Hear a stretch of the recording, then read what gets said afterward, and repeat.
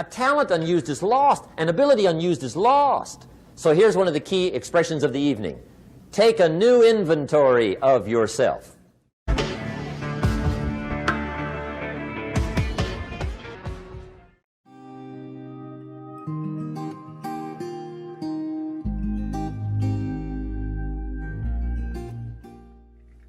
And that's what life is, right? Both minus and plus.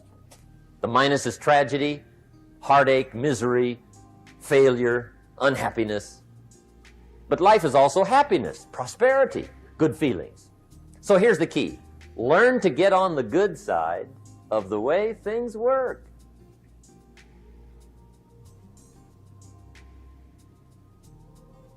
Now here's two of the basic laws, and we'll take our break. Shof taught me these. They come from the Bible. Now again, I'm an amateur, okay, when it comes to the Bible. I'm not a pro. So you'll sort of have to take my way of putting it. But here they are. The first one is the law of use. The law of use. And it goes something like this. Whatever you don't use, you lose. Lack of use causes loss.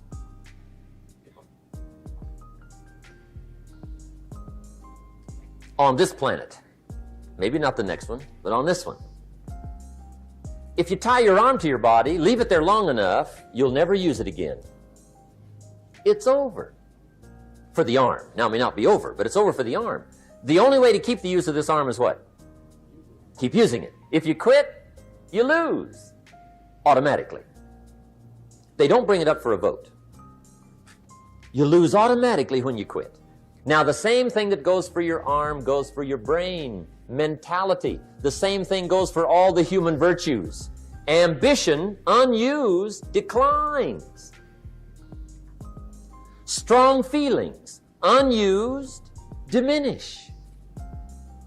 It doesn't grow, it diminishes. Faith, unused, decreases. It's a law. Vitality, unused, diminishes. Energy, unused, decreases. The guy says, well, I'm going to save up my energy. You can't do that. That's like trying to save today, put it on the end of the year. See, you can't do that. They'll come take you away. If you don't use today, what? It's lost. The guy says, well, I'll work twice as hard tomorrow to make up for it. See, that's foolish. You could have done that anyway. Today, unused is lost. A talent unused is lost. An ability unused is lost. So here's one of the key expressions of the evening. Take a new inventory of yourself. Starting tomorrow, new project. Take a new inventory. And make sure that all of your talent and ability and mentality and ingenuity and vitality and strong feelings, faith, courage, make sure that all you've got's being used. Otherwise, you lose. Now, one of the best illustrations of the law of use is a Bible story called the Parable of the Talents. The talent story. Interesting story if you haven't read it in a while. Just review it. It's a good story. An ancient story. It says there was a master with 3 servants. He got them together one day and he said to the 3, I've got these talents. And in those ancient days, a talent was a measure of gold. And he said to the 3 servants, take these talents and see what you can do with them while I'm gone. He said, I'm taking a journey and I'll be gone for a while. When I come back, we'll get together, go over the book, see how you did. He said, here's 5 of these talents for you. 5. Here's 2 of them for you. 2. And here's 1 for you. 1. The master said, take those talents, see what you can do with them. When I come back, we'll get together, we'll go over it all. The servant said, okay, master takes off. According to the ancient story, the master comes back from his trip. When he gets back, he gets the 3 servants together, and as he said he would, he asks, how did it go with those talents? You're 5. What happened? That servant said, well, I took the 5 talents you gave me, and I put them to work. A little shaky at first, but he said things finally got rolling, and he said, I poured it on. And he said, my talents grew to 7, 8, 9, 10. He said, I doubled my talents from 5 to 10. Books will show. Master said. One heck of a job. or something like that. He said, I gave you 2 talents. What happened? That servant said, about the same thing happened to me. I put those 2 talents to work, poured it on. They grew to 3 and then to 4. He said, I doubled my talents from 2 to 4. Books will show. Master said, well done. He said, I gave you 1 talent. What happened? That servant said, well, I took the talent you gave me and I carefully wrapped it and I dug a hole and buried it. And camouflaged it, I suppose, right? So nobody would steal it. And he said, fortunately, nobody got it. And he said, I knew you were going to be here today, so I dug it up. Here it is, safely wrapped. I did not lose it while you were gone. According to the ancient story, the master said, take that talent away from him and give it to the man that's got 10. Now you might say, well, I don't like that arrangement. The poor guy's only got 1 talent. He's already got 10. It ought to be more even. Remember, I didn't ask you to like it. But this one I would ask you to learn, because it simply means whatever you do not employ, you forfeit. It's a law. So learn well the law of use. Now here's the second one, and we're going to take our break. Second law from the Bible. This one we've heard since we were small, I'm sure. It's called the law of sowing and reaping. In fact, we've probably heard it so often we could quote it. It says, whatever you sow, what? You shall reap.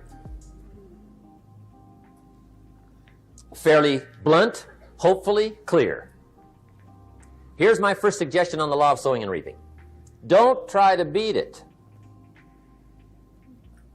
You might as well try sitting on the sun in the morning. Keep it from coming up. You'll have better luck. Whatever you sow, you reap.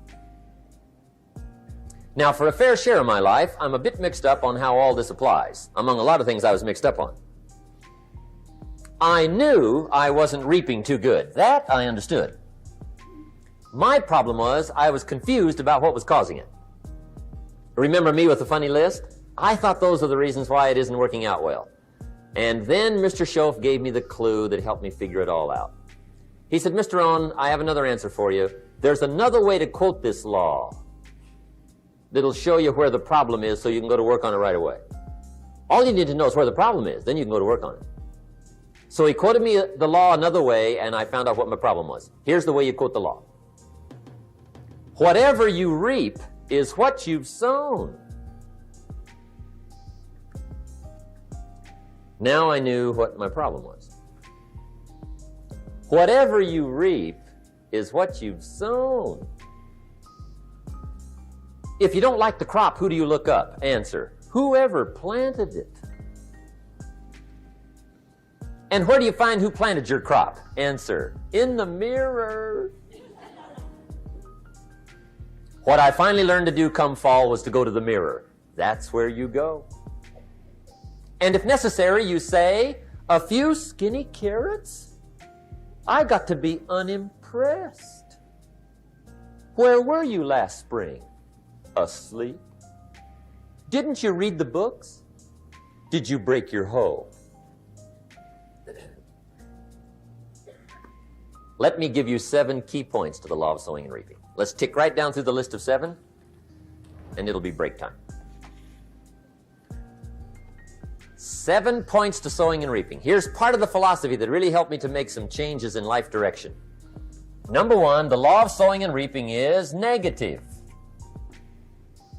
That's number 1, which simply means if you sow bad, you reap bad. Now, this is kind of 3rd grade, but it doesn't hurt to go over the basics. If you plant thistle seeds, you don't get pumpkins. Honest, no use looking for pumpkins. John says, how come no pumpkins? Come on, John. The law's negative. That's how come. Now here's number 2. The law's positive. Which simply means if you sow good, you reap good. If you plant pumpkin seeds, you don't get thistles. Not from pumpkin seeds. Mother Nature won't pull tricks on you over in the corner snickering and pushing you thistles and you planting pumpkin seeds. She won't do that. You will get pumpkins from pumpkin seeds, and the reason is because the law is positive. Now here's number 3. I got excited when I found out the full dimension of this. See, you do not reap what you sow, but rather you always reap much more than what you sow. So the third key word is more. You don't get back what you put out. You get back much more than what you put out. And it works both positive and negative. On the negative side, it said, if you sow to the wind, you reap the whirlwind. So you got to get ready for that, or you will be naive. See, anybody can, whether you will or not. See, that's the question. And here's a good question to ask. We are all buying somebody's plan. The question is, whose? Who's got you talked into doing what you're doing? Who's got you talked into your present plan? See, 10 years from now, you will surely arrive. The question is, where? But see, anybody, if you want to, can go searching for a good plan, pick it, and start working it. And sure enough, as the time passes, as it surely will, 5 years from now, 10 years from now, then you'll be winding up wearing what you want to wear, driving what you want to drive, living where you want to live, become what you want to become. But now's the time to fix the next 10 years. And who can? Anybody. Here's number 6. The 6th key to sowing and reaping. This is leveling with you now, as we promised to do. There's one thing better than the truth, and that's the whole truth. And here's part of the whole truth of the law of sowing and reaping. Number 6 is, you could lose. There are times when you just lose, no matter what you do. It's that kind of planet. You reap what you sow, yes, but... What does that mean, yes, but? Well, the farmer plants his crop in the spring, takes care of it all summer, loves his family, works 10, 12 hours a day, 6, 7 days a week, is an honorable man. Come fall, he's got a beautiful crop, and he deserves every bit of it. But the day before he sends the combines into the field, a hailstorm comes along and beats it all in the ground, which means you lose. Somebody says, well, what did he do wrong? Answer, nothing. It's just that kind of planet. Sometimes it's going to hail on your crop and rain on your parade, so you got to get ready for that or you will be naive. That's just part of the life arrangement. And don't press me why. I was not in on some of the original decisions here, so I don't know how it got set up. But there's just times, sometimes you lose. That's part of life. But now here's number 7. The 7th key to sowing and reaping. And it goes like this. It's just another way to quote the same law. And it goes like this. If you don't sow, that's just another way to quote the law. If you don't sow, what? You don't reap. You don't even have a chance. So if you looked at your game plan tomorrow, you might come to the quick conclusion, I got to get some sowing going. How true. Get you some sowing going. And remember, you've got plenty of time. You've got all the time there is. Some people spend enough TV time to make a fortune. The latest article on television watching in this country, according to the latest article, the average television is on in this country in every household 7 hours a day, called the Big 7. I asked a guy one time what his TV cost. He said about $450. I said, you forgot to look at the price tag. He said, what do you mean? I knew he was a TV watcher. I said, that television costs you, in my opinion, at least $12,000 a year. To watch it, not to own it. Owning it's cheap. Watching it is what's expensive. And I said, hey, $12,000 a year is too much to pay to watch TV. That's too much. Pay a little, but not $12,000. And he's the guy that said, I hope pay TV never comes. Hi, Jasper Basson here. I just wanted to remind you about the Daily Entrepreneur Tips series. It's a business growth series for entrepreneurs and contains financial information and also information to grow you as a person and your business, because we will never grow our business any higher than we grow ourselves. So click on the link below and I will send you daily information to grow you as a person and your business, and it's for 365 days of the year.